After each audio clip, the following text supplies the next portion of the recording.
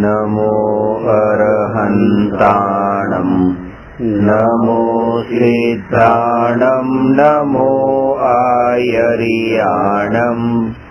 नमो उवज्जायाणं नमो लोये सव्वसाहूणम्।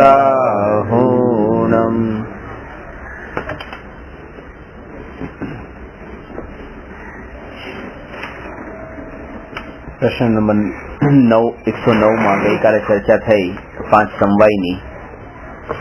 5 समवाय में स्वभाव, पुरुषार्थ, काललब्धि, निमित्त अने होनहार, जेनु बीजू नाम भवितव्यता अथवा नियति छे। ए 5 समवाय में हवे दृष्टांतथी समजवानुं छे। कुंभार માટલું બનાવે છે, માટીમાંથી માટલું બને છે। જ્યારે માટી માટલા રૂપે પરિણમે છે, એ કાર્ય થાય છે, ત્યારે એ કાર્યમાં 5 સમવાય કેવી રીતે ઘટિત થાય કે માટીનું પિંડમાંથી માટલા રૂપ પરિણમન થવું એવો માટીનો ત્રણેય કાળમાં સ્વભાવ છે। એ તો એની શક્તિ છે કે पिंड माथी घड़ा रूपे परिणमी शके। एवी शक्ति लोट में नथी के लोट માટલા रूपे परिणमी शके। तो ये माटी पोते માટલા रूपे परिणमे छे, माटीनो स्वभाव छे।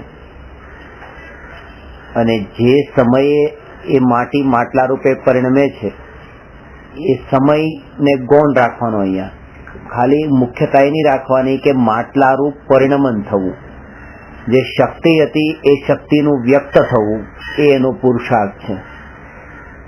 माटीनी शक्ति छे के पिंडमांथी માટલા रूपे परिणमी शके, अने जे समये माटी માટલા रूपे परिणमे तो ए परिणमन जे छे एनुं ए ज एनो पुरुषार्थ छे, માટલા रूप परिणमन थवानो। अने ए समये ज केम परिणमी तो ए काललब्धि नामनुं समवाय छे। एनो स्वभाव न होत तो માટલા रूपे न परिणमे, न कर्यो होत एमनो स्वभाव तो अनादिकाळनो हतो, पण एमनाम टकेलो ने टकेलो रह्यो होत, परिणम्यो न होत तो पण માટલા रूप परिणमन न थात। अने ए परिणमन पण पाछुं आगला के पाछला समयने ने आ समये केम तो ए काललब्धि नामनुं समवाय ए समये हतुं ए परिणमन माटे। तो ए काललब्धि न होत तो पण ए परिणमन न थात। 5 ની મુખ્યતા છે, એટલા માટે જે 5 ને એક સાથે સમવાય કીધા છે। અને ચોથું છે નિમિત્ત। નિમિત્ત કુંભારનો હાથ, ચાક, ખીલી અને કાલાણું પણ કે જે પરિણમનમાં નિમિત્ત છે। તો આ બધા નિમિત્તની કેટેગરીમાં આવે છે। નિમિત્ત એક સાથે ઘણા બધા હોઈ શકે છે। એવું ન હોય કે કોઈ કાર્ય થાય ત્યાં એક જ નિમિત્ત હોય। જ્યાં કાર્ય થાય ત્યાં ઘણા બધા નિમિત્ત હોય અને એમાં મુખ્ય 2 નિમિત્ત હોય। એક પ્રેરક નિમિત્ત અને બીજું ઉદાસીન નિમિત્ત। જે ક્રિયાવાન જે નિમિત્ત છે અને ઈચ્છાવાન નિમિત્ત છે એને પ્રેરક નિમિત્ત કહેવાય, અને જે ક્રિયાવાન અને ઈચ્છાવાન ન હોય એવા નિમિત્તને ઉદાસીન નિમિત્ત કહેવાય। એટલે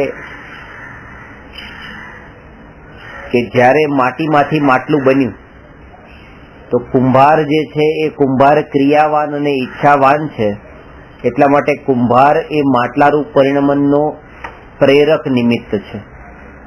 અને કાલાણું છે એ કાલાણું ઈચ્છાવાન પણ નથી અને ક્રિયાવાન પણ નથી, અને નિમિત્તો છે એટલા માટે એ કાલાણું એ ઉદાસીન નિમિત્ત છે।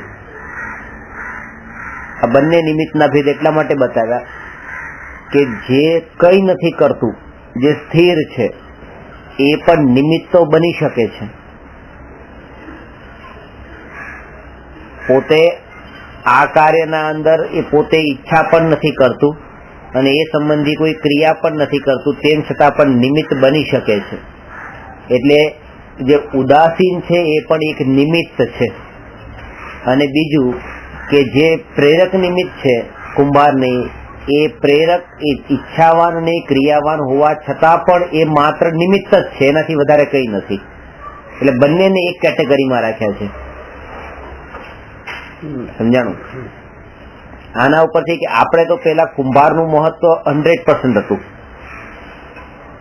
કે કુંભારે માટલું બનાવ્યું, અને કાલાણુનું તો મહત્વ જ નતું, 0% હતું. તો કાલાણુને નીચેથી ઉપર લાવ્યા કે ઉદાસીન હોવા છતાં પણ એ નિમિત્ત તો છે, એને 50% લાવ્યા. અને કુંભારને પણ ત્યાં જ નીચે લાવ્યા કે કુંભાર નિમિત્ત હોવા, કુંભાર પ્રેરક હોવા છતાં પણ, ઈચ્છાવાન હોવા છતાં પણ એ નિમિત્ત જ છે. આ નિમિત્તની કેટેગરીનું જ છે. એટલે બંનેને ઇક્વલ લેવલ ઉપર લાવી બતાવ્યા છે. અને એ સિદ્ધ કર્યું છે કે બંને અકર્તા છે કાર્યના. અને પાંચમો સમવાય એમાં કે ભવિતવ્યતા, કે માટલાનું આ રૂપ પરિણામ સ્વભાવ હતો, પુરુષાર્થ હતો, અને એ સમયે એને આવો યોગ મળવો, એ સહજ આવો યોગ મળે છે, એને કોઈ જબરદસ્તી મેળવતું નથી. જયારે આ કાર્ય થવાનું હોય ત્યારે એનો યોગ જે મળવો, એ યોગ સહજ મળે છે. આવો કાળ પાકવો, આવું નિમિત્ત મળવું, આ રૂપે પરિણમન થવું, અને એનો સ્વભાવ હોવો. એટલે યોગ મેળવવા માટેનું પણ એક સમવાય છે, એનું નામ ભવિતવ્યતા છે. એટલે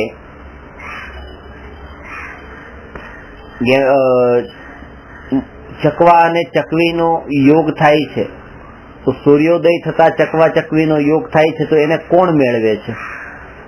કે કોઈ આમ બળજબરીથી તો એને મેળવતા નથી, ઓટોમેટિક યોગ થાય છે.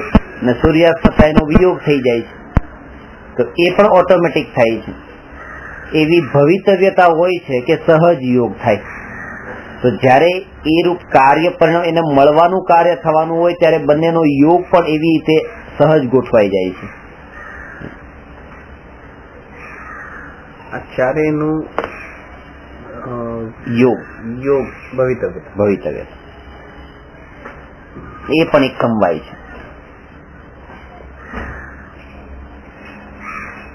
એવી જ રીતે સમ્યક દર્શનનું કાર્ય અને મોક્ષનું કાર્ય, એ બે દ્રષ્ટાંત લઈએ. સમ્યક દર્શનના કાર્યમાં 5 સમવાય કેવી રીતે ઘટિત થાય? હવે તમે કોઈ ઘટિત કરીને બતાવો, બોલો, ટ્રાય કરો. પેલા તો 5 સમવાયના નામ બતાવો. પહેલો સ્વભાવ, બીજો આત્માનો ગુણ હોવું, આત્મામાં સમ્યક દર્શન પ્રાપ્તનો ગુણ હોવું, એ આપણો સ્વભાવ છે. કયો ગુણ? એ આપણો દર્શન ગુણ. ના, જ્ઞાન ગુણ. ના, શ્રદ્ધા ગુણ. ઓકે, શ્રદ્ધા ગુણ એ સ્વભાવ છે. બહુ સરસ, 20% તો પાસ થઈ ગયા, 20 માર્ક આવી ગયા. હવે બીજું પુરુષાર્થ, શુદ્ધ રૂપે એનું માનવું હોય એનો પુરુષાર્થ. જે સમયે એ શ્રદ્ધા ગુણ તો હતો, પણ શ્રદ્ધા ગુણનું શુદ્ધ પરિણમન પાછું થયું. તલમાં તેલ તો હતું એ સ્વભાવ, અને તેલ નીકળ્યું એ પુરુષાર્થ. બરાબર. પછી ત્રીજું કાળ લબ્ધિ, જે સમય થવું, કોઈ બી કાળ, એમાં કાળની મુખ્ય, નિમિત્ત નહીં, કાળની જ મુખ્યતા. જે સમયે થયું એટલું જ. એમાં કાળ લબ્ધિમાં બીજું કઈ નહીં, કે એ શ્રદ્ધા ગુણનું શુદ્ધ પરિણમન થવા માટેનો યથા યોગ્ય કાળ પાકવો. કારણ કે શ્રદ્ધા ગુણની પર્યાયનું શુદ્ધ પરિણમન 8 વાગે ને 2 મિનિટે હોય તો 8 વાગે એ પરિણમન ન જ થાય, 8 ને 1 ન જ થાય, 8 ને 2 જ થાય. તો 8 ને 2 થતા એ શ્રદ્ધા ગુણની પર્યાયનું શુદ્ધ પરિણમન થાય છે, એ સમ્યક દર્શન. તો હવે એ સમયે આકુરતા કરવી ખોટી છે. સમ્યક દર્શન ક્યારે પ્રગટે, ક્યારે પ્રગટે, એ કારણ કે 8 ને 2 પ્રગટવાનું છે. અને એ પણ એક કારણ હોઈ શકે કે ક્યારે પ્રગટે એવો જે હજુ ભાવ ઉત્પન્ન થાય છે ને, એ જ 8 વાગે ન થવાનું કારણ છે. અને એને કાળ લબ્ધિ એના કારણે કહેવાય જાય છે કાળ પાક્યો નથી, કારણ કે કારણ આ પણ એક હતું.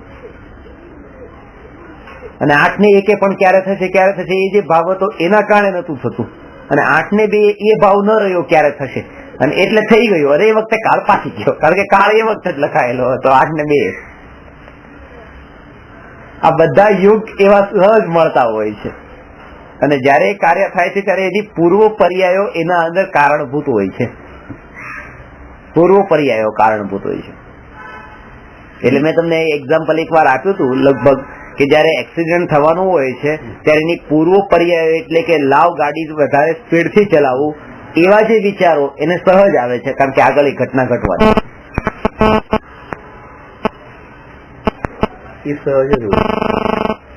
કાળ કેવી રીતે નક્કી થાય? એટલે કાળ નક્કી નિમિત્ત થી કાળ નક્કી થાય કે પેલાથી નક્કી છે ને? નક્કી છે એ કાળ આવતા વ્યક્ત થાય છે પર્યાય. હવે તો પુરુષાર્થ શું કહેવાશે? માનો કે 8:02 સમ્યક દર્શન પ્રાપ્ત થવાનું નક્કી છે, અત્યારે 8 વાગે, તો પછી પુરુષાર્થ શું? કે 8:02 સુધી કઈ કરવાનું જ નહીં કારણ કે આમે થવાનું નથી, અને 8:02 પણ કઈ કરવાનું નહીં કારણ કે થવાનું જ છે.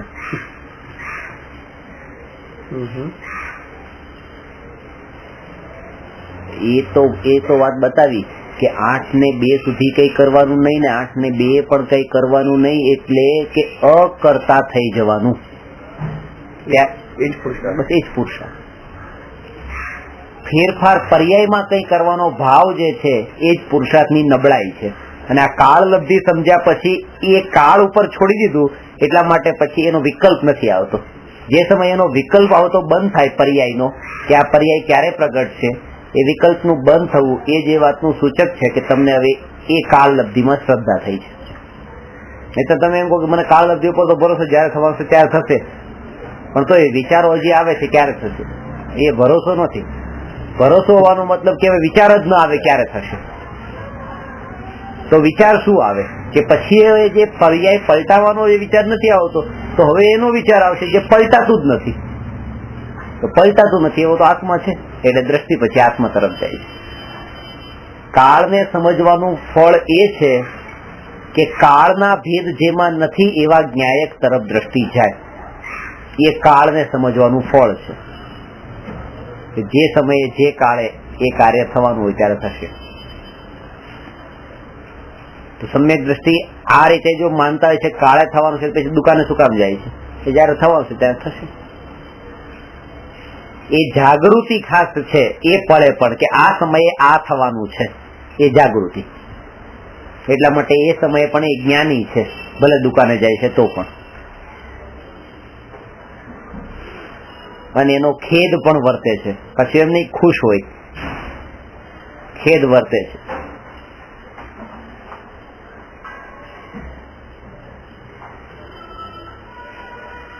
એમ અત્યારે કોઈ ત્યાં મરણમાં બેસવા જવાનું થાય તો ઈચ્છા તો થતી નથી, હાજરી પુરાવા જવું પડે, મજબૂરી છે. મોઢું દેખાડવા જવું પડે, લગ્નમાં જવાનું થાય તો પણ એવી રીતે જવું પડે. તો આવી રીતે દુકાને પણ જવું પડે.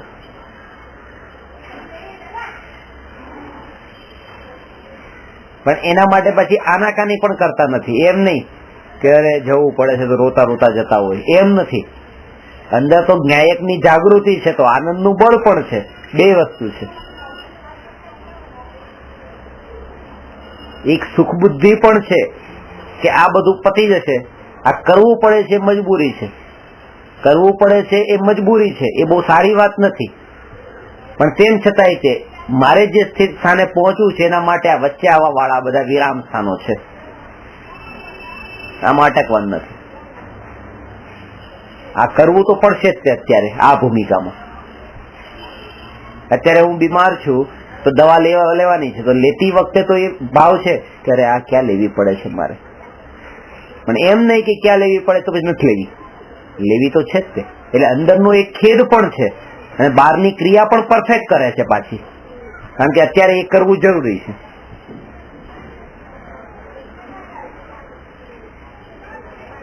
એ કોઈ સારી વાત નથી દવા લેવી પડે છે, પણ તોય તે પરફેક્ટ લેશે ને રોજ લેશે, રોજ લેશે. એટલે જે જ્ઞાની આહાર લે છે ને એ દવા માનીને તો લે છે, આહાર રોજ લે છે, એટલે જ્ઞાની દવા રોજ લે છે.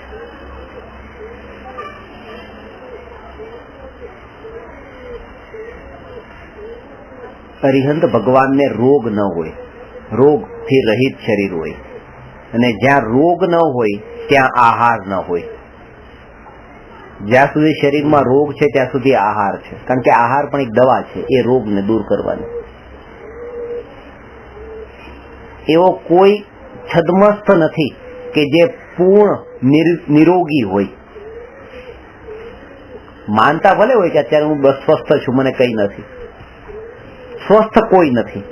જ્યાં સુધી શરીરમાં એને નિગોદના જીવો છે ત્યાં સુધી એ સ્વસ્થ નથી, એ બીમાર જ છે. કેવળ જ્ઞાન થાય છે ત્યારે નિગોદિયા નીકળી જાય છે. નીકળી જવાનો અર્થ એક એના ઉપર દ્રષ્ટિ નહીં. ના, એ શરીરમાં હોય જ નહીં. શરીર એવું નિર્મળ થઈ જાય છે. અત્યારે દરેકના શરીરમાં કઈ ને કઈ નિરોધ નિયમથી 12મા ગુણસ્થાન સુધી હોય. આપણે જે બેક્ટેરિયા કહીએ અને આપણે જે ખોરાક ખાઈએ છીએ એ બધો ખોરાક એ ખાય છે, આપણે થોડા ખાઈએ છીએ. એમના માટે આપણે એના માટે આપણે ખાઈએ છીએ. અને એનો મતલબ એમ નથી કે વલપાપુરી ખાવાના મજા લેવાની, આપણે કહેવાનું કે આપણે તેને આપીએ છીએ, એમ નહીં. પણ અત્યારની નબળાઈ આ છે કે એના માટે આપણે આ કરીએ છીએ. બધું બંનેનું ચાલી જાય છે. આપણું તો ચાલે જ છે પણ એનું પણ ચાલે છે. નિગોદની કેટેગરીમાં આવે. અંદર નિગોદના જીવ તો હોય જ છે, અનંત જીવો હોય છે, પણ ત્રસ જીવો પણ અસંખ્યાત હોય છે. જે માંસના અંદર ને લોહીના અંદર, હાડકામાં, એમાં પણ જીવો હોય છે. ત્રસ જીવો એટલે 2 ઇન્દ્રિયથી 5 ઇન્દ્રિય જીવને એક શબ્દમાં ત્રસ જીવ કહેવાય, અને એકેન્દ્રિય જીવને સ્થાવર જીવ કહેવાય. આ બાળબોધ 5મા છોકરા ભણતા હોય. એટલે હાલી શકે એ નહીં લેતા. એટલે જે હાલી ચાલી શકે એ ત્રસ, અને સ્થિર રહે એ બધા સ્થાવર. એમ નથી કે સ્થિર રહે એને તમે જો સ્થાવર કહો ને તો હવા ક્યાં સ્થિર રહી છે? વાયુ કઈ તો બધા ચાલશે, હવા તો ચાલે જ છે ને. હવાનું તો વહેવો જ સ્વભાવ છે, પણ એ કેન્દ્રીય છે, સ્થિર નથી, સ્થાવર છે. હવા તો, પાણી ક્યાં સ્થિર છે? પાણી વહેતું હોય છે, એ કેન્દ્રીય છે, સ્થાવર છે. અને જો સ્થિર હોય એને તમે ત્રસ કહી દો. અરે ચાલતા હોય એને તમે ત્રસ કહો, પછી પાણી બધાને પણ ત્રસ કહેવા પડે. અને સ્થિર હોય એને તમે સ્થાવર કહો તો પછી સિદ્ધ ભગવાનને સ્થાવર કહેવા પડે. એ સ્થિર છે, બિલકુલ સ્થિર છે, હલતા પણ નથી. એટલે ડેફિનેશન એ છે કે જે જીવને સ્થાવર નામકર્મમાં આવા 2 ભેદ છે, સ્થાવર ને ત્રસના. જે જીવને નામકર્મના જે 93 પ્રકાર છે, 93 ભેદ છે એની પ્રકૃતિના, એમાં 2 ભેદ એ પણ છે. જે જીવને સ્થાવર નામકર્મનો ઉદય હોય એ જીવને સ્થાવર કહેવાય, એટલે એકેન્દ્રિય. અને જે જીવને ત્રસ નામકર્મનો ઉદય હોય એ જીવને ત્રસ કહેવાય. એ 2 ઇન્દ્રિયથી 5 ઇન્દ્રિય.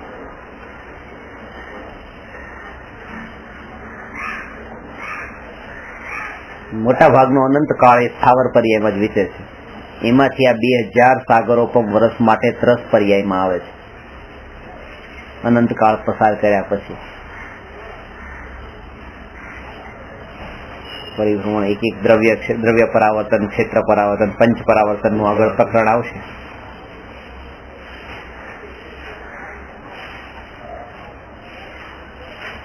એટલે જ છઠાળામાં કીધું છે,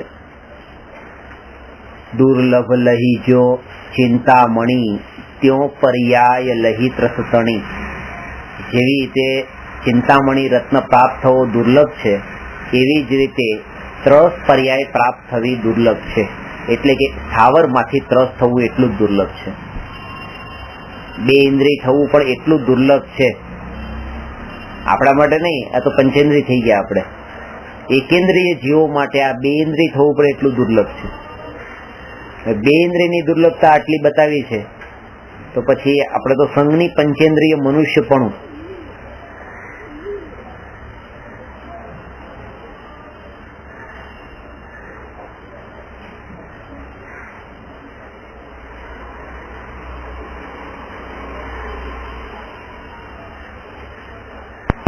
એટલે શરીરના અંદર આહાર નિરંતર જરૂર પડે છે. જ્ઞાની એમ સમજી લે છે કે આ એક દવા છે, હું નિરંતર બીમાર છું. હરિયન ભગવાનના શરીરના પરમાણુને શાંત કીધા છે ને, જય શાંત રાગ રુચિ ભી પરમાણુ વિશ્વ, એ આ છે. આત્મા જેમ જેમ નિર્મળ થતો જાય છે એમ એમ શરીરમાં પણ નિર્મળતા વધતી જાય છે, શરીર પણ નિર્મળ થતું જાય છે.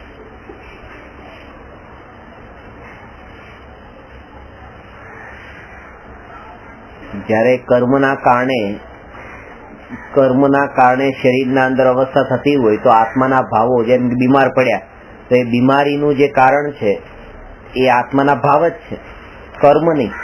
કર્મ તો ખાલી મીડિયમ છે, ભાવનું ફળ બીમારી છે. એવી રીતે એક્સિડન્ટ થાય ને પગ તૂટી જાય તો એ કોઈ કર્મનું ફળ નથી, એ ભાવનું ફળ છે. આપણા ભાવ હતા, પગ તોડી નાખવાના ભાવ હતા બીજાનું, એનું ફળ આ છે કે પોતાનો પગ તૂટ્યો. કર્મ, બસ આ કર્મ એ મીડિયમ છે.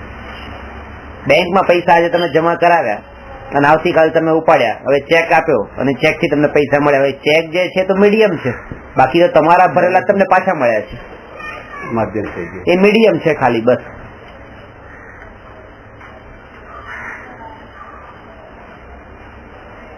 આ કર્મ એ અત્યારે મેં ભાવ ભાવ્યો, તમારા માટે સારો ભાવ ભાવ્યો, હવે એ ભાવનું ફળ મને 1 કલાક પછી મળ્યું કે મને આ પેન મળી. હવે ભાવ તમારા માટે સારો ભાવ આવ્યો એના ફળમાં 1 કલાક પછી મને પેન મળી, તો જે 1 કલાકનો જે ટાઈમ વચ્ચે કર્મ એ બસ ખાલી મીડિયમ તરીકે આત્મામાં પડ્યા રહ્યા, અને 1 કલાક પછી એ કર્મનું ફળ મળ્યું, પણ ખરેખર તો એ પેલા ભાવનું ફળ છે.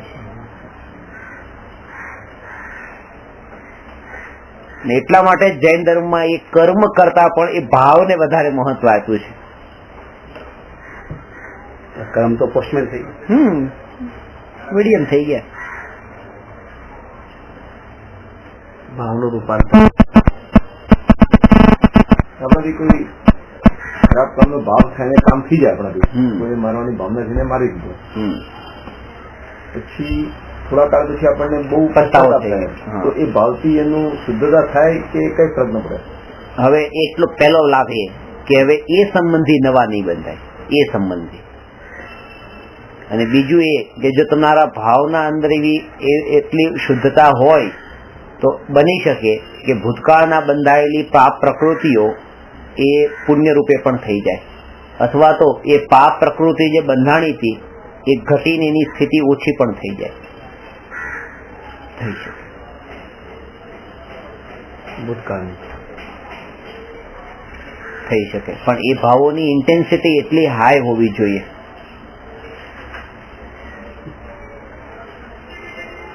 કે પ્રેઝન્ટના અંદર તો નવા તો પાપ બંધાય નહીં, પાસ્ટના પાપ ઘટી જાય. અને ઘણી વખત એવું બને કે પાસ્ટના પાપ ઘટે નહીં, ડ્યુરેશન એનું ઓછું ન થાય, ડ્યુરેશન એટલું રહે, પણ ક્વોલિટી ચેન્જ થઈ જાય, આખી પાપમાંથી પુણ્યની બદલાઈ જાય. એવું બની શકે કે માનો તમે અત્યારે કોઈને મારવાનો ભાવ કર્યો, એના કારણે તમને એવા કર્મ બંધાણા કે તમારે 1 મહિના સુધી ભૂખ્યું રહેવાનું છે, એવા કર્મ બંધાણા. હવે તમે તરત એવો ભાવ આવી ગયો, ના ના ના આ બિચારા જીવન શું કામ મારવાના, તરત એ ભાવ આવ્યો તરત જ, તો એ તમારું 1 મહિનાનું એવું પણ બની જાય કે 20 દિવસ થઈ જાય, 20 દિવસ સુધી ભૂખ્યા રહેવું પડે, 10 દિવસ થઈ જાય, 10 દિવસ સુધી ભૂખ્યા રહેવું પડે, એવું પણ થઈ જાય. સ્થિતિ ઘટી ગઈ.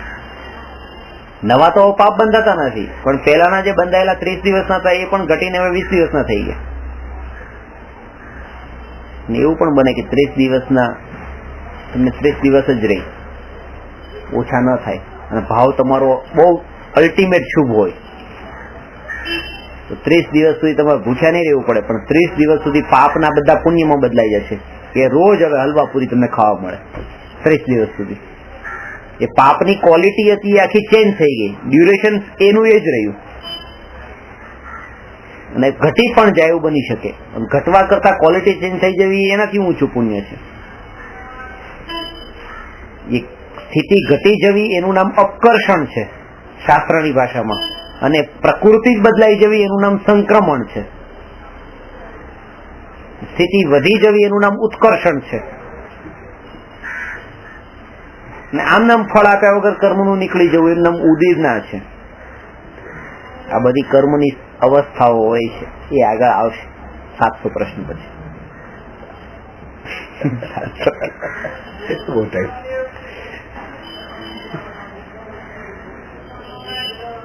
આપણે સત્તામાં હોઈએ ત્યારે આપણે વધઘટ કરી શકીએ ભૂતકાળમાં પણ અને ભવિષ્યમાં નહીં, ભવિષ્યના કર્મોમાં નહીં. ભવિષ્યના તો બંધાણા જ નથી ને જી. નહીં, આપણે ભવિષ્યમાં જે આવવાના છે એના માટેની જે વાત કરી ને કે ભવિષ્યમાં જે આવવા વાળા કર્મ છે એના જ ફળની, કારણ કે જયારે બંધાઈ ગયા ત્યારે તો એ ભવિષ્યમાં જ ફળ આપશે ને. આ 1 મહિના સુધી જે ભૂખ્યા રહેવાનું છે વર્તમાનમાં થોડું ભૂખ્યા રહેવાનું છે. એ તો જ્યાં સુધી સત્તામાં પડ્યા ત્યાં સુધી તો કઈ કરવાના જ નથી. જ્યારથી એનો ઉદય શરૂ થશે ત્યારથી એ ફળ આપવાનું ચાલુ કરશે, ત્યારથી ભૂખ્યા રાખવાના છે. તો એ આપણે વધઘટ કરી શકીએ, એમાં થઈ શકે. આપણે જેની જોડે કર્મ બાંધ્યા હોય ને એમની જોડે ઝઘડો કરે કે અમને કઈ માનહાની કરી કે માર્યા કે, તો મારે એમની જોડે ચૂકવવા પડે, એમની જોડે ચૂકવવા પડે કે મને બીજી રીતે પણ થઈ શકે, કઈ ક્ષેત્રમાં બંનેનો યોગ પણ થાય. એવી રીતે બંને રીતે પણ થઈ શકે ને એમાં પણ થઈ શકે. ડિપેન્ડ કે હવે એમના પણ કેવા કર્મ છે. લેણા દેણી એટલી જ હોય, લેણા દેણી પૂરી કરીને તમે છૂટા પડ્યા, તમારા એમની સાથે એટલા જ હતા તો એટલા જ બાંધ્યા. એવું નથી એમની સાથે જે તમારા લેણા દેણી ના થાય તમારા બીજા સાથે ભોગવવા પડશે, એવું નહીં બને. એવું નથી, એમની સાથે તો પૂરા થઈ ગયા. નહીં, હવે મેં તમારા પ્રતિ કઈક દ્વેષ કીધો, તમે તો તમારું નિર્માણ થઈ ગયું, મોક્ષ રહી ગયા, પછી એના જે કર્મ છે કર્મ તમારે કોઈ બીજા થકી ભોગવવા પડે, બીજા થકી ભોગવવા પડે. બાકી આ કર્મ તો પૂરા થઈ ગયા.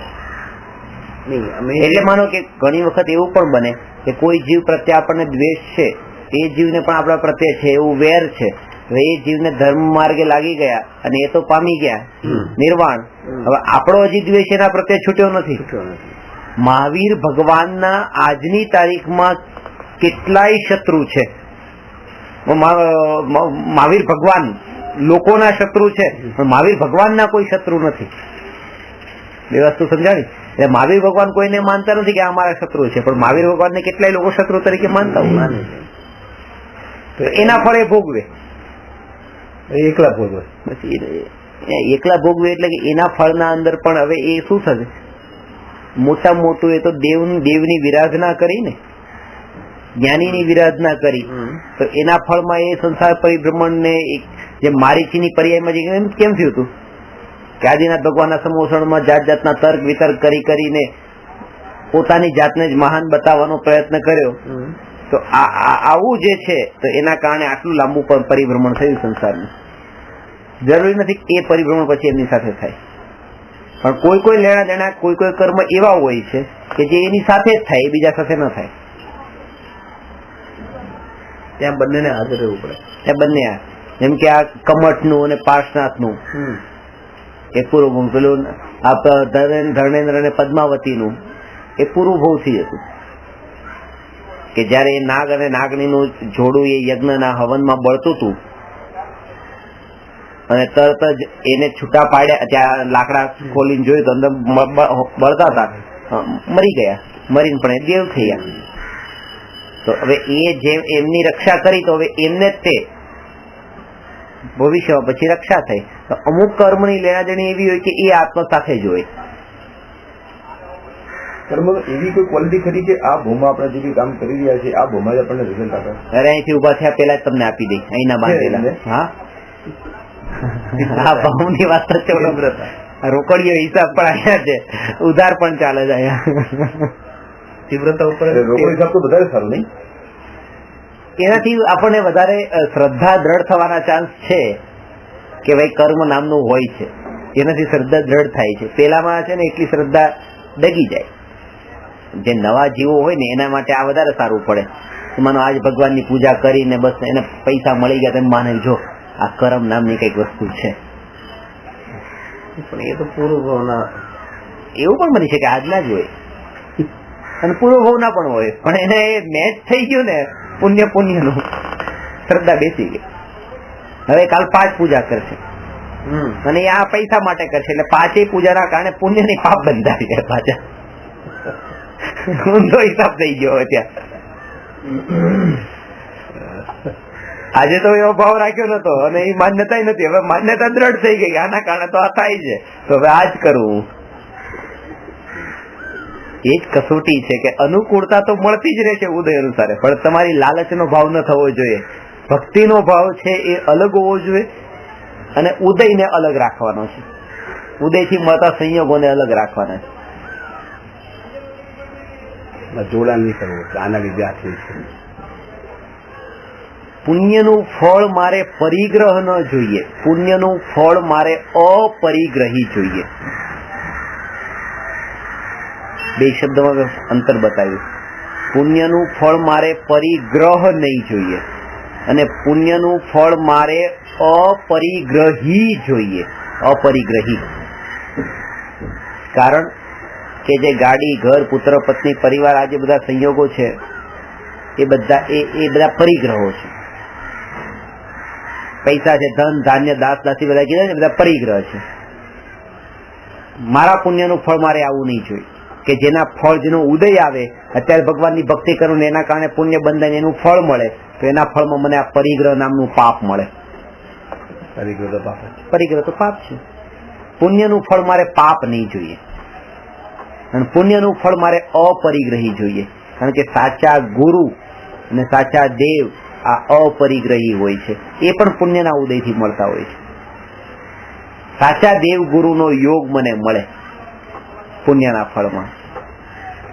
મારે પુણ્યના ફળમાં આ બહારના પૂતગલો, પરિગ્રહ વાળા પાપ મારે જોતા નથી.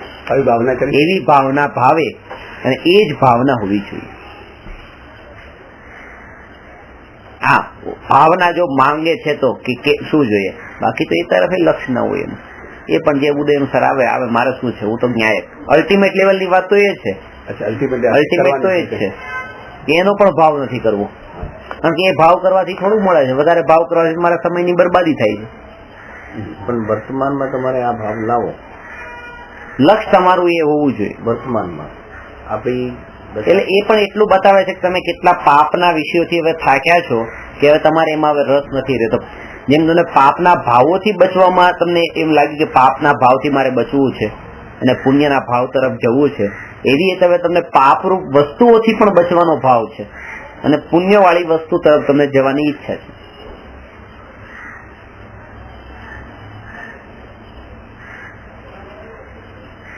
આ પાપાનું બંધી પાપ છે.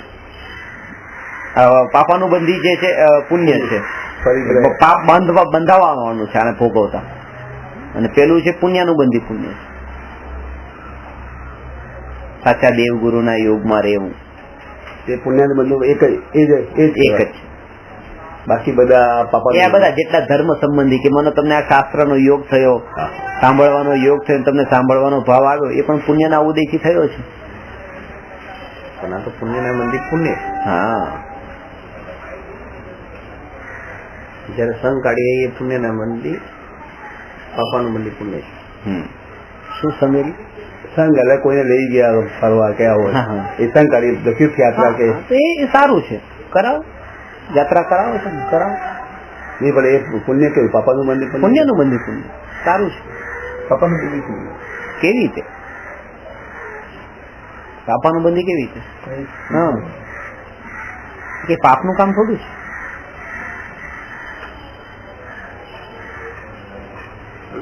તમે શત્રુંજય પહાડ પર લઈ ગયા, પાલિતાણા લઈ ગયા, તમારા ધનનો ઉપયોગ તમે એવા માર્ગે કર્યો ને. ઉલટું એ તો વધારે કે જે વસ્તુ તમારી પાપમાં જ વપરાવાની હતી એ તમારી પુણ્યમાં વપરાણી છે. બીજી એવી ઘણી વસ્તુ છે, સાચા દેવશાસ્ત્ર ગુરુનો યોગ થયો એ પુણ્યના ઉદયથી થયો, પણ એના યોગમાં આપણે ગયા જ નહીં. મળ્યો તો ગુરુનો યોગ થયો હતો, પણ આપણે એના તરફ દ્રષ્ટિ જ કરી નહીં. ઉદયમાં આવીને પતી ગયો, યોગ જતો રહ્યો. પણ એ યોગ એવો નતો કે એ યોગ પાપના માર્ગે વપરાવાનો હતો, એવો યોગ નતો.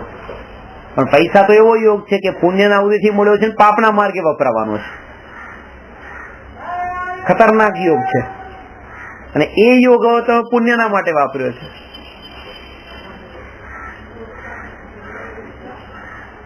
પણ એ ખાસ યાદ રહે કે એના માટે પછી તમે એના માટે કમાણી કરો તો એ બરાબર નથી. પેલા હું પુણ્યનું બંધી પુણ્ય કરવા માટે થઈને પૈસા કમાવું, હોય તો કરવાનું, નહીં તો નહીં. પુણ્યથી આવી ગયું તમારી પાસે. બસ આકુળતા વગર સહજ, કોઈ 2 નંબર 3 નંબર જે કઈ હોય એ બધું ન કરીને જે સહજ ઉદય અનુસાર આવે, 2 નંબરનું આવે એ પુણ્યના ઉદયથી જ આવે છે. એવું નથી કે તમારા 2 નંબરથી આવ્યું, એ પુણ્યના ઉદયથી આવ્યું.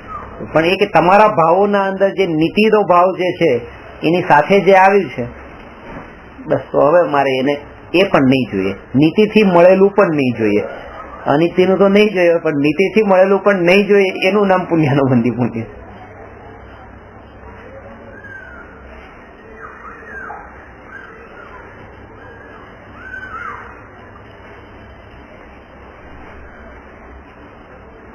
એટલે તમારા પૈસા કેવા માર્ગે વપરાય છે એના જવાબદાર તમે. અનુમોદના પણ કરી છે, તમે એના ભાગીદાર છો. પછી ભલે પાપ રૂપે હોય કે પુણ્ય રૂપે હોય.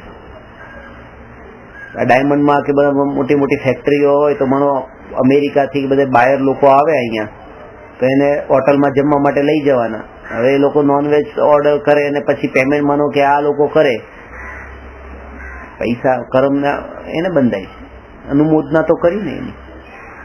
તમે માનો બટાટા નથી ખાતા તો રેસ્ટોરન્ટમાં જમવા જાઓ તો જેને બટાટાનો ઓર્ડર કર્યો તમે એના માટે પેમેન્ટ શું કામ કરો? નહીં કરવાનું. જેમ તમને એક શ્રદ્ધા છે ને કે માંસ ખાવું એ પાપ છે. કોઈ એમ કે દારૂની હું શરબત પીશ અને એ કે હું દારૂ પીશ, ચાલ તારા પૈસા હું આપી દઉં. એમ આપણે આપતા નથી એને દારૂ પીવા માટે. તો ત્યાં આપણી શ્રદ્ધાનું બળ એટલું છે કે ના અભક્ષ છે તો મારા પૈસા એવા માર્ગે ન જાય.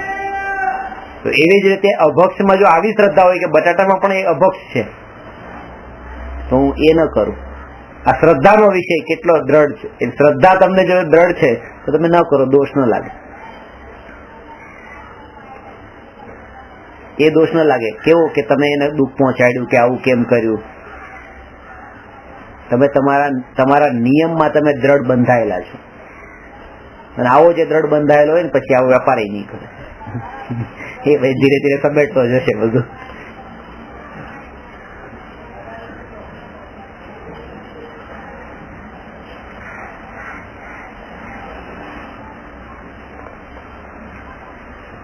તો એક સાથે ઘણા બધા કારણો હોય છે કે નિમિત્ત. પ્રેરક પણ હોય, ઉદાસીન પણ હોય. તમારી દ્રષ્ટિ બંને તરફ ન જવી જોઈએ. પ્રેરક અને ઉદાસીન બંને એક સરખા લેવલ ઉપર લાગવા જોઈએ. જેમ તમને ક્યારેય પણ એ વાત યાદ આવતી નથી કે જયારે મોટર ચાલે છે ત્યારે ધર્માસ્થી કઈ નિમિત્ત છે, એવું તો યાદ આવતું જ નથી. તો એવી જ રીતે પેટ્રોલને પણ ભૂલી જાઓ જે નિમિત્ત છે. જેમ તમે એક નિમિત્તને તો ભૂલી ગયા છો તો બીજા નિમિત્તને ભૂલી જાઓ. અને જયારે નિમિત્ત તમે યાદ કરો તો જેમ તમે પેટ્રોલને યાદ કરો તો પછી ધર્માસ્થી કહીને યાદ કરજો, ભૂલતા નહીં. અને નિમિત્તને ભૂલવાનું છે તો બંનેને ભૂલવાના છે, યાદ કરવાનું છે તો બંનેને યાદ કરવાના છે. પેટ્રોલ છે પ્રેરક નિમિત્ત છે ને ધર્માસ્થી એ ઉદાસીન નિમિત્ત છે.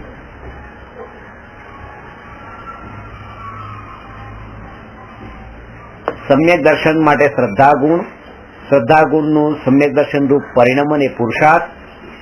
જે સમયે સમ્યક દર્શન પ્રગટ થવાનું હોય એ કાળલબ્ધિ. એ સમયે સાચા દેવશાસ્ત્ર ગુરુનો યોગ એ પણ એક નિમિત્ત. અને બીજું દર્શન મોહનીય કર્મનો ઉપશમ, ક્ષય અને ક્ષયોપશમ. આ 3 માંથી કોઈ પણ એ પણ એક નિમિત્ત. એ નિમિત્ત છે. હવે આના ઉપર તમે સમજો કે જે નિમિત્ત છે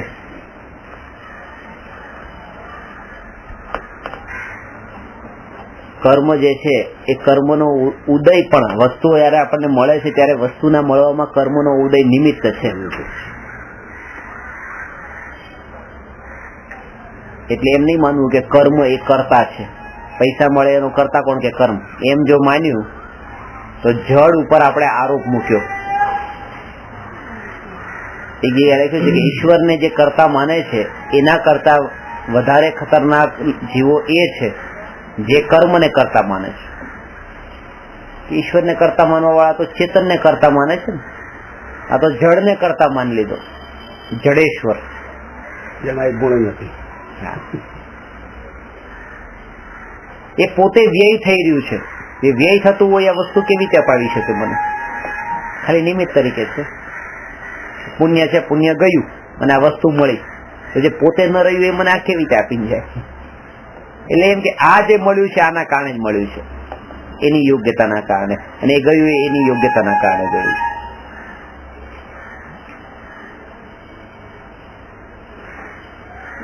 તો કર્મ રૂપે જ રહેતું નથી. એમ નથી માનો કે પૈસા આપી, પૈસા દુકાનદારને આપે ને આ વસ્તુ આપણે લઈ આવ્યા, એવી રીતે બસ કર્મ ગયા ને વસ્તુ મળી ગઈ. પણ એ તો પૈસા આપણે દુકાનદારને આપ્યા, દુકાનદારે પછી એ પૈસા કઈ લઈ શકે ને? આપણે જે કર્મ ખાલી કરીએ, કર્મ પતી ગયો, એનું કોઈ કઈ ન કરી શકે. એ તો પછી પરમાણુ થઈ ગયા, કર્મ જ નથી રહેતા. પછી એ કર્મ જ નથી રહેતા, એ વન ટાઈમ યુઝ છે.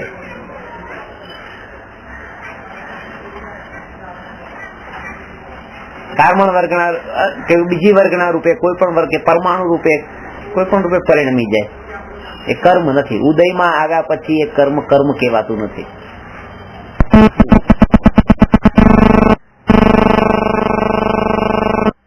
બંધ થયા પેલા પણ કર્મ કહેવાતું નથી.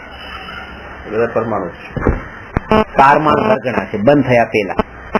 કાર્બન વર્ગના કાર્બન વર્ગના કર્મ રૂપે પરિણમે છે. એવી રીતે મોક્ષનું કાર્ય, મોક્ષમાં કે આત્માનો સ્વભાવ છે, મોક્ષ સ્વભાવી છે, પરિપૂર્ણ શુદ્ધતાને પ્રગટ કરે એવી એનામાં શક્તિ છે. પેલામાં તો શ્રદ્ધા ગુણની વાત હતી, એક ગુણની. અહીંયા આખું દ્રવ્ય લેવાનું. મોક્ષમાં બે વસ્તુમાં અંતર ખબર પડી. સમ્યક દર્શન એ એક ગુણની પર્યાય છે, મોક્ષ કોઈ એક ગુણની પર્યાય નથી, અનંત ગુણોની શુદ્ધ પર્યાય છે. શ્રદ્ધા ગુણ, સમ્યક દર્શન, મોક્ષ માર્ગમાં તો એક ગુણની પર્યાયની વાત કરી, એમાંનો 3 ગુણની પર્યાયની વાત કરી, શ્રદ્ધા, જ્ઞાન ને ચારિત્ર. મોક્ષમાં તો અનંત ગુણોની પર્યાયની શુદ્ધતાની વાત છે. અને અનંત ગુણોની પર્યાયનું શુદ્ધ થવું એ પુરુષાર્થ. જે સમયે કાળ પાકવો, કે દિવાળીના દિવસે જ મહાવીર ભગવાનનો મોક્ષ થયો, તો એ કાળ લબ્ધિ. નિમિત્તમાં ત્યાં એ રીતે 8 કર્મનો નાશ, એ પણ એક નિમિત્ત. ત્યાં તો દર્શન મોહની કર્મનો ઉપશમ, ક્ષયને ક્ષયોપશમ હતો. અહીંયા 8 કર્મનો નાશ લેવાનો. 8 કર્મનો નાશ એ નિમિત્ત. અને ભવિતવ્યતા, આવી જ હોનહાર. ત્યાં હોનહારની વાત આવતા તે બસ હવે કઈ કરવાનું રહ્યું નથી. એ તો અકર્તા વાળું, એ તરત ભાવમાં એ આવી જાય કે મારે કઈ કરવાનું નથી, આવું આવી જ હોનહાર હોય.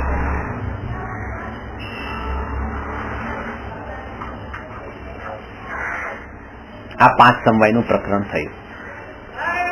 હવે આમાં એક છેલ્લો પોઈન્ટ એક લેવાનો છે કે 5માં આપણે જોર કોના ઉપર આપવાનું, કે કોઈ એકને જ માનવું ને બાકીનાને નહીં માનવા, એક દોષ છે. જેમ અત્યારે આપણે નિમિત્ત ને બધું માની લઈએ છીએ કે નિમિત્ત જ બધું છે, બસ બાકીના 4ને જોતા જ નથી. કુંભારે જ માટલું બનાવ્યું, કુંભારના જ ગુણગાન. સોનીએ જ વીંટી બનાવી, સોનીના જ ગુણગાન. તો એવી રીતે એક નિમિત્તને મુખ્ય કરીએ છીએ, 4ને ગૌણ કરીએ છીએ, એમાં જેમ દોષ છે, એવી રીતે એક પુરુષાર્થને જ મુખ્ય કરીને બાકીના 4ને ગૌણ કરી દઈએ તો પણ એક દોષ છે. ભૂલ તો ત્યાં પણ એટલી જ કરી છે કે એકને રાખ્યો, બાકી બધાને નિષેધ કરી નાખ્યો. તો શું હોવું જોઈએ કે 5ને સમાન રૂપે સ્વીકારવાના અને પુરુષાર્થના માર્ગે પોતે લાગવું, કારણ કે એ જ એના હાથમાં છે.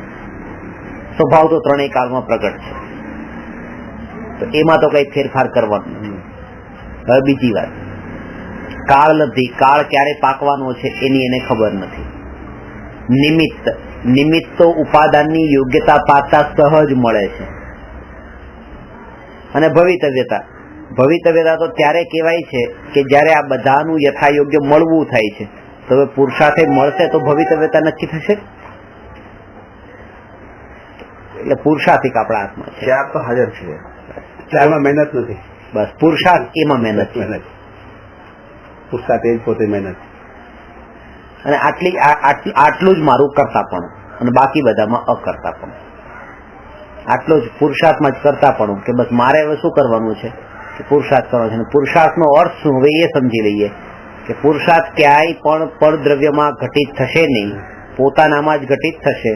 ને જેટલું જેટલું જેટલું જેટલું હું માત્ર જાણનાર જાણનાર જાણનાર જાણનાર જાણનાર છું એવી જાગૃતિ સાથે હું જીવન જીવું એટલો જ મારો પુરુષાર્થ. જાણનાર જ છું એવી જાગૃતિ સાથે, બસ બીજું કઈ હું કરતો નથી. ખરેખર જાણનાર જ છું અને પેલી જાગૃતિનું નામ ત્યાં પુરુષાર્થ છે. આ સમ્યક દ્રષ્ટિને હોય છે. હવે આગળ ચતુષ્ટય જે છે, પ્રત્યેક કાર્ય પ્રત્યેક પર્યાય પોતાના સ્વચતુષ્ટયથી હોય છે. દ્રવ્ય, ક્ષેત્ર, કાળ અને ભાવ.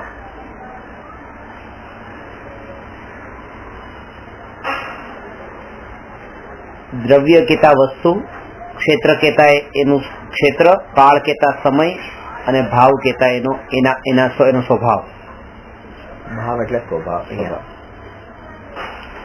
જે દ્રવ્યનું જે ક્ષેત્રે જે કાળે જે ભાવરૂપ પરિણમન થવાનું હોય તેમ જ થાય, અન્યથા ન થાય.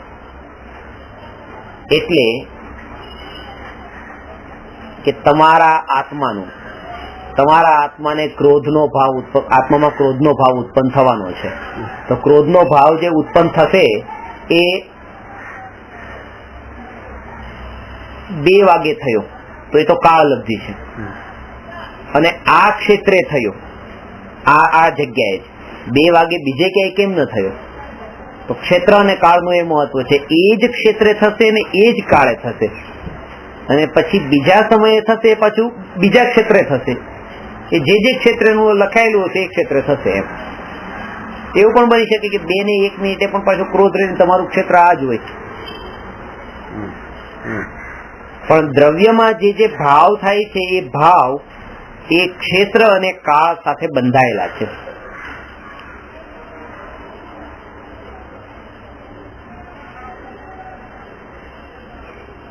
આના ઉપરથી કે રાગનો ભાવ, શાસ્ત્ર વાંચવાનો ભાવ છે કે ઘરે આવતો જ નથી, અહીંયા જ આવે છે.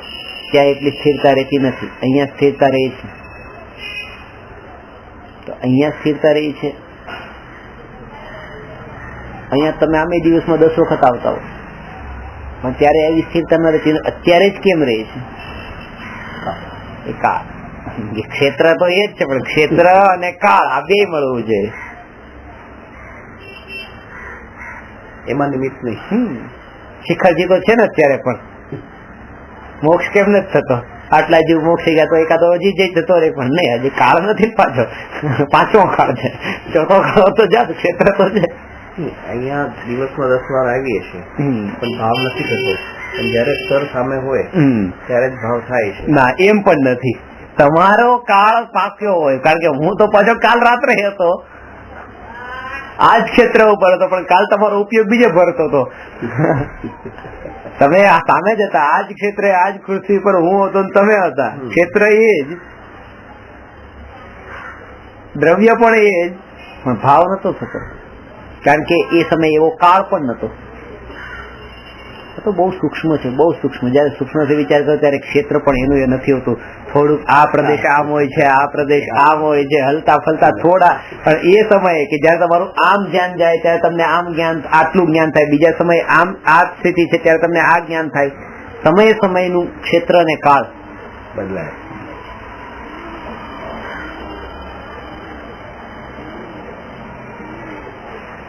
આપણે 2 ક્ષેત્રને કાળથી નજીક કરી દીધા, પણ 2 ક્ષેત્રને ક્ષેત્રથી નજીક ન કરી શક્યા. પેલા અમેરિકાથી ભારત જવામાં 6 મહિના લાગતા હતા, હવે એ તમે માનો એ 15 કલાક ને 17 કલાકમાં પહોંચી જાય, તો 2 ક્ષેત્રને કાળથી નજીક કરી દીધું. પણ એ વખતે પણ જે 15,000 કિલોમીટરની દૂરી, એ જ અત્યારે 15,000 કિલોમીટરની દૂરી, એ દૂરીને ઓછી ન કરી શકે. એટલે ક્ષેત્રથી ક્ષેત્ર ઓછું થતું નથી, એનું માપ, એનું અંતર ઓછું થતું નથી.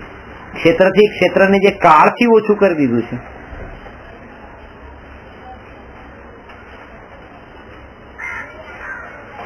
એ નક્કી જ છે.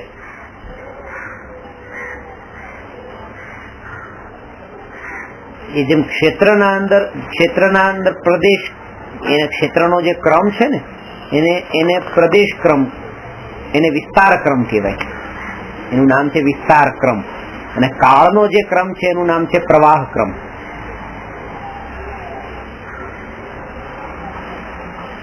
જો આકાશના આ ક્ષેત્ર ઉપર અહીંયા, પછી આ બીજું ક્ષેત્ર, આ ત્રીજું, ચોથું, પાંચમો પ્રદેશ, છઠ્ઠો પ્રદેશ, સાતમો પ્રદેશ, આઠમો પ્રદેશ.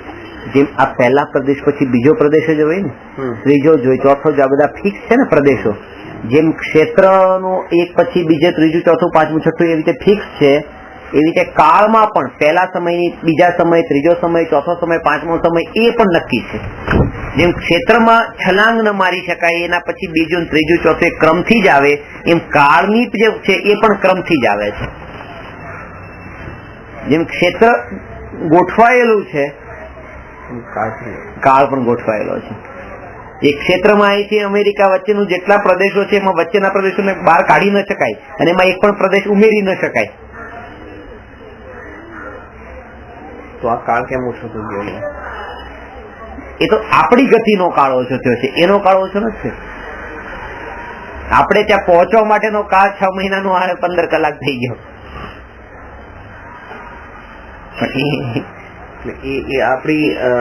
આપણા માટે આપણી એટલે શક્તિ કહેવાય નહીં, આપણી નબળાઈ કહેવાય. નબળાઈ કહેવાય, આપણી નબળાઈ કહેવાય કે જે આત્મા એક સમયમાં 7 રાજુ ગમન કરી શકે છે એ ખાલી આ 15 કલાકમાં 15,000 કિલોમીટર જ ગમન કેમ કરે? એ નબળાઈ કહેવાય એની. એ આડું ગમન કરે છે, પેલું ઉર્ધ્વ ગમન કરે છે. આ મહાનતા નથી આત્માની. સ્વભાવ જયારે જોઉં છું ત્યારે તો આ બધી જ નબળાઈ લાગે છે. અને બીજા બધાને જોઉં છું, ભૂતકાળમાં થોડો જાઉં છું તો એમ લાગે છે કે અરે આ તો બહુ સારું થયું, બહુ સારું થયું. બહુ દૂરનો ભૂતકાળ નથી જોતો. દૂરના ભૂતકાળ જોઉં તો પછી આદિનાથ ભગવાનનો ભૂતકાળ પાછો દેખાશે, એ 7 રાજુ વાળો.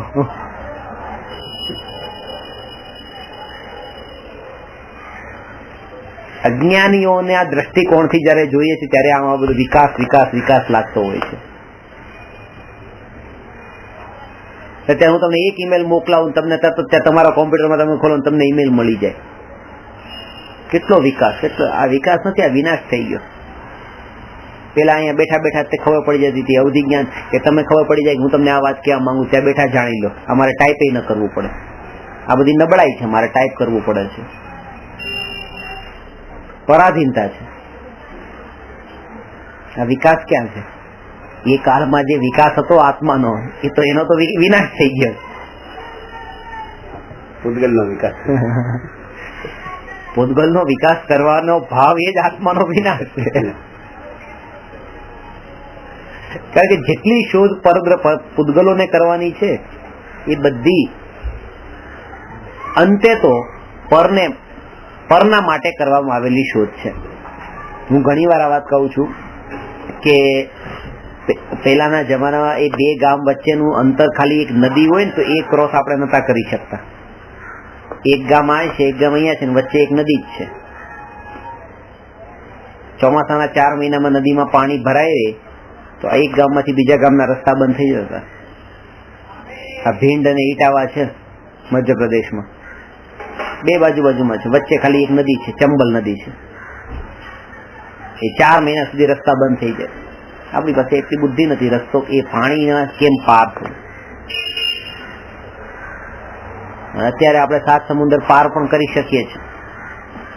એટલી બુદ્ધિ, જ્ઞાનનો વિકાસ થયો. પેલા એ વિકાસ હતો નહીં કે એક નદી પાર કરી શકીએ, સમુદ્ર એ પાર કરી શકીએ છીએ. તો આત્માની મહાનતા કે નહીં કે આ શોધ જે કરી એ બધી પરની કરી, પોતાની નહીં કરી. જેટલી પણ પૂતગલની શોધ કરે છે એમાં આત્માની કોઈ મહાનતા નથી. હું પરને જાણું એમાં મારી મહાનતા નથી, પર મને જાણે એ મારી મહાનતા નથી. હું પોતાને જાણું, પ્રમેય તો ગુણ. યાદ આવે?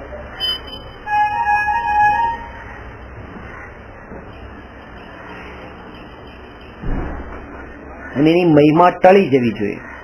તરત જ એ મહિમા ટળી જવી એટલે એમાં આશ્ચર્ય તમને ન લાગે. જો તમને આશ્ચર્ય લાગી ગયું તો રાગ થવાનો જ છે. ઓહ આવું છે તો રાગ થવાનો જ છે, જોડાણ થવાનું જ છે, અને જશે ત્યારે દુઃખી થવાનું જ છે પછી. પણ એનું આશ્ચર્ય જ ન થાય કે ઓકે ઠીક છે.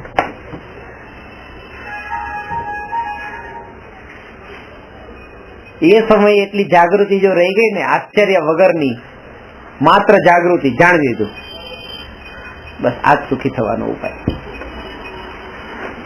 એક વાત તો પાકી છે કે આનો વિયોગ થવાનો છે, આ તૂટવાનું છે, ગમે આનું નિત્ય નથી.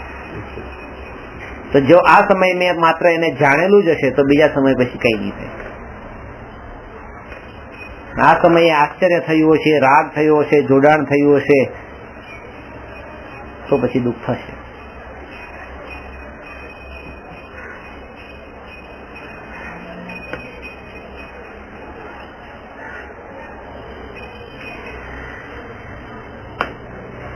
એટલે દ્રવ્ય, ક્ષેત્ર, કાળ અને ભાવ, આ ચતુષ્ટય કહેવાય. પ્રત્યેક વસ્તુ પોતાના સ્વચતુષ્ટયમાં જ હોય છે, પર ચતુષ્ટયમાં જતી નથી. એટલે પર મારા સ્વચતુષ્ટય મારામાં છે, તમારા સ્વચતુષ્ટય તમારામાં છે. મારું દ્રવ્ય, મારું સ્વદ્રવ્ય, સ્વક્ષેત્ર, સ્વકાળ ને સ્વભાવ એ મારામાં છે. પર દ્રવ્ય, પર ક્ષેત્ર, પર કાળ ને પર ભાવ એ પરમાં છે.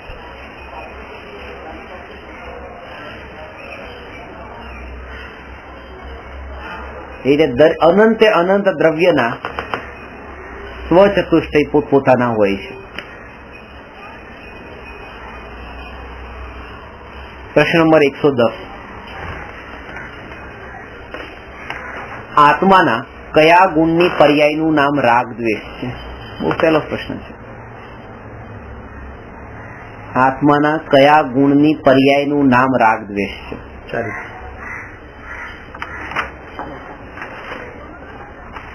ઉત્તરમાં હજી એક જવાબ હજી ઉમેરી દીધો છે કે આત્માના ચારિત્ર ગુણની અશુદ્ધ પર્યાયનું નામ રાગ દ્વેષ છે.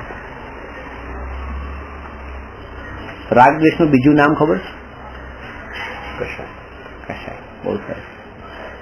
રાગ દ્વેષ અથવા કષાય કયા કર્મના ઉદયના નિમિત્તથી થાય છે?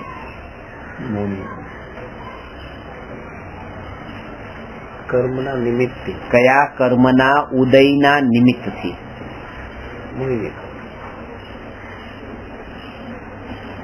એમાં હજી કઈ ખુલાસો કરશો?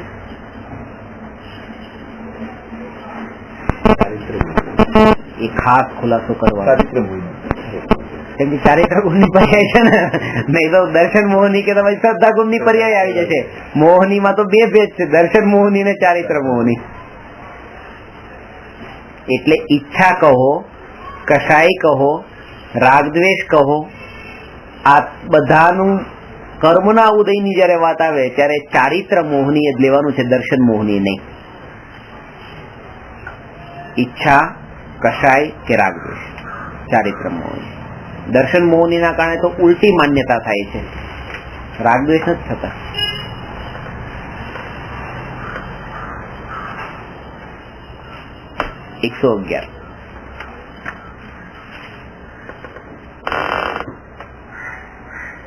ઉપર ખાલી એક વસ્તુ એ સમજી લેવી કે ચારિત્ર ગુણની અશુદ્ધ પર્યાયનું નામ રાગદ્વેષ છે.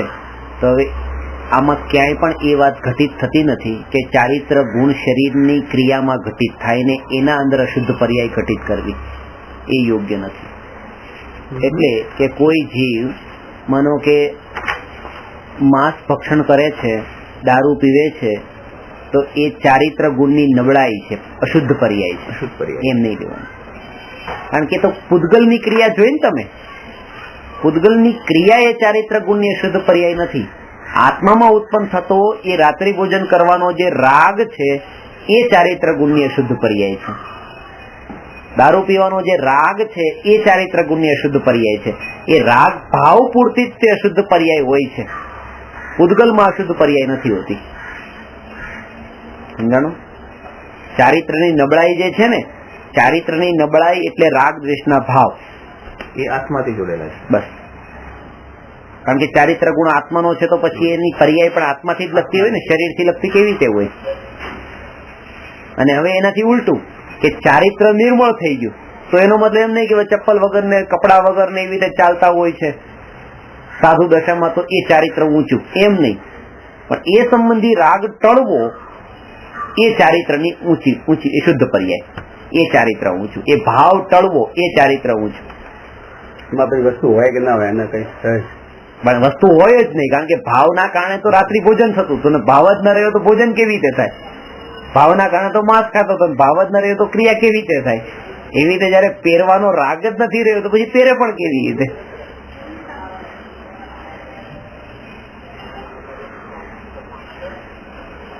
કે રાગથી જે ક્રિયાઓ થતી હતી એ ક્રિયાઓ પણ થતી હશે. એટલે સાધુને રાગ નથી.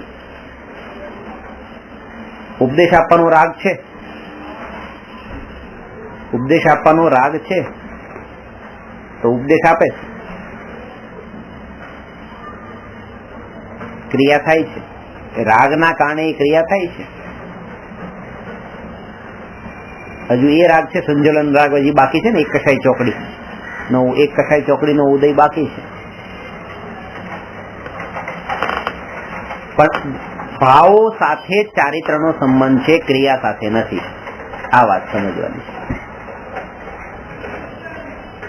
અને આમાં આ વાક્યમાં ક્યાંય નિષેધ એવો નથી કે ક્રિયા નહીં કરવી કે કરવી, કે એ કોઈ વાત જ નથી. વાત તો એટલી છે કે ભાવ અશુદ્ધ હોય તો એ ચારિત્રની નબળાઈ છે, ભાવ શુદ્ધ હોય તો એ ચારિત્રનો પુરુષાર્થ છે. એ ચારિત્રની નબળાઈ ટળી ગઈ. રાગ દ્વેષ અશુદ્ધતા છે ને વિતરાગતા એ શુદ્ધતા છે. અને એને લગતી પછી બહારની ક્રિયાઓ સહજ થતી હોય એ હોય છે, પણ એને ચારિત્ર માનવાનું નહીં. જો માન્યું તો મિથ્યાત્વનો દોષ લાગશે, તમે સમ્યક દર્શન નહીં પામો. એ સાધુ તો પોતાનું ભલું કરીને જતા રહ્યા, એ તો ચારિત્ર પાળીને મોક્ષે પણ જતા રહ્યા, પણ તમે એ ક્રિયાને જ દ્રષ્ટિમાં રાખી તો તમારું મિથ્યાત્વ નહીં છૂટ્યું, સાધુનો મોક્ષ થઈ ગયો. આવામાં તો એક ઘટિત થાય કે આપણે એના ભાવનો ઓળખી નહીં શકીએ, આપણા ભાવ શુદ્ધ હોય. હા, પણ તમે જોવો ને, તમે અત્યારે નહીં ઓળખી શકો, પણ પેલા તમે જોયું કે ભાઈ આ 28 મૂળગુણનું પાલન કરનારા છે, તો એ જોયું. તમે ભાવો તો જોયા નહીં, આ બહારની ક્રિયા જ જોઈ, પણ ત્યાં પણ તમારી એટલી અવેરનેસ છે કે આ ક્રિયાનું નામ જ ચારિત્ર નથી. આ તો અસોર્ટમેન્ટ કરવા માટેનો એક ઉપાય કે હવે ચલો આટલું પણ બરાબર ન પડાતું હોય એમાંથી તો માઇનસ જ કરી દો.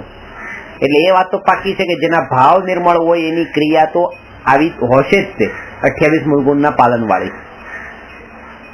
હવે તમારે જે જોઈ શકતા થાય એ જોયું, પણ હવે એમાં હવે સાચા છે નહીં માની લો કે 28 મૂળગુણનું પાલન થતું હોય તો એ મિથ્યા દ્રષ્ટિ હોઈ શકે છે. શક્યતા બધી છે.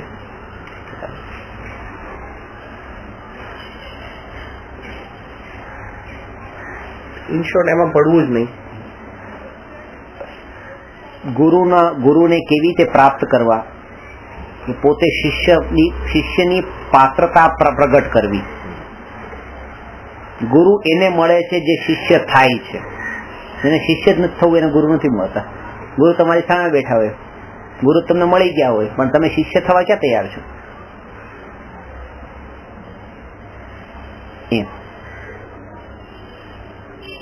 અને શિષ્ય થવાનો મતલબ એમ નથી પછી અંધાધૂધી, જેમ ભક્તો તો થવા માટે કેટલાય તૈયાર છે, લાંબી લાંબી લાઈનોમાં પણ ઉભા રહેતા હોય છે ભગવાનના દર્શન કરવા.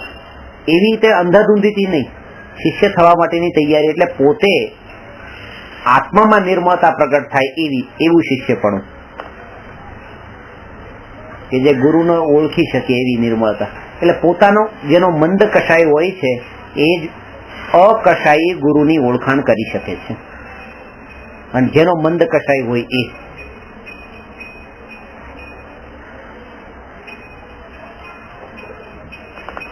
જ્ઞાન ગુણ પ્રગટ થયેલું હોય થોડું. તીવ્ર કષાય વાળાને તો અકષાયી જે છે એ જ ઘણા ઊંચા લાગે. એમ એ બધી કમ્પેરિઝન કરે ને, મોટી લાઈન હોય તો પેલી નાની લાઈન ને એમ લાગે કે આ બધું ઓછું છે. જે પોતે એમાં આવી ગયા છે એને તો પછી એમ જ લાગશે કે આ તો ભાઈ ક્યારેક આપણાથી તે નીચે છે, જવા દો, આમાં પડવા જેવું નથી.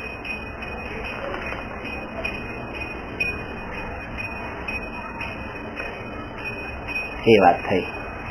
ચારિત્ર ગુણની પર્યાય અશુદ્ધ પર્યાયનું નામ રાગ દ્વેષ છે. 111મો પ્રશ્ન છે, આવતી વખતે શું દ્રવ્ય કર્મમાં રંગ હોય છે?